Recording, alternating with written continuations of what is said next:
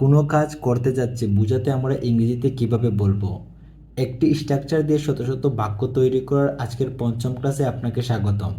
কোনো কাজ আমরা এক্ষুনি করতে যাচ্ছি বা যাচ্ছে বা খুব শীঘ্রই কিছু করতে যাচ্ছি যদি বলতে চাই, সেক্ষেত্রে সেন্টেন্স স্ট্রাকচার হবে সাবজেক্ট প্লাস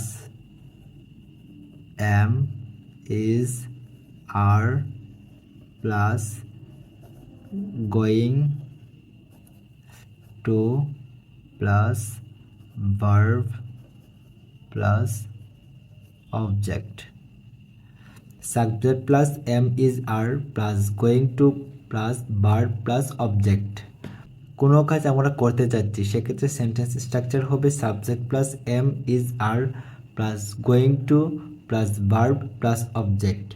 যেমন আমি ভাত খেতে যাচ্ছি, আমি ভাত খেতে যাচ্ছি।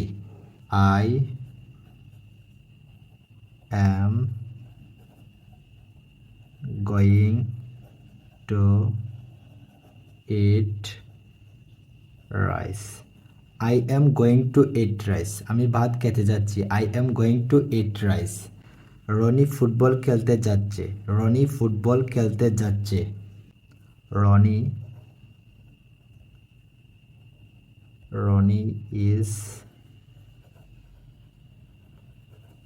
going to play football. Rony is going to play football. Rony football খেলতে যাচ্ছে। তারা পড়তে যাচ্ছে। They R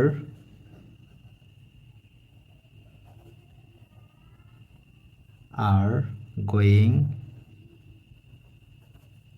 two study. They are going to study. তারা পড়তে যাচ্ছে। They are going to study. Riya রান্না করতে যাচ্ছে। রিয়া রান্না করতে যাচ্ছে। Riya is going to cook. Riya is going to cook. Riya রান্না করতে যাচ্ছে। Riya is going to cook. আশা করি কোনো কাজ করতে যাচ্ছি বা যাচ্ছে তা পজিটিভলি বলতে চাইলে কীভাবে বলবো তা বুঝতে পেরেছেন। এখন যদি আমরা নেগেটিভলি বলতে চাই কোনো কাজ করতে যাচ্ছি না বা কোনো কাজ করতে যাচ্ছে না, নেগেটিভলি কিভাবে বলবো? তখন শুধু বি ভার্বের পরে নট বসালেই নেগেটিভ হয়ে যাবে।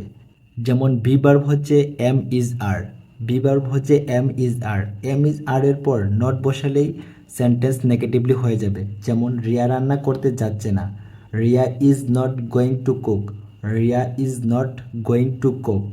এখানে বি ভার্ব ইজ এবং তারপর নট রয়েছে। তারা পড়তে যাচ্ছে না, they are not going to study, they are not going to study. আজকে এইটুকু। নিজে থেকে স্ট্রাকচার ফলো করে শত শত সেন্টেন্স তৈরি করার চেষ্টা করুন।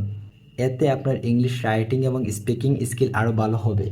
ভিডিওটি কেমন লাগলো অবশ্যই কমেন্ট করে জানাবেন। ভালো লাগলে শেয়ার করতে পারেন আপনার ফ্যামিলি মেম্বার্স অ্যান্ড বন্ধুদের সাথে, এবং ভিডিওতে লাইক এবং চ্যানেলটি সাবস্ক্রাইব করতে ভুলবেন না।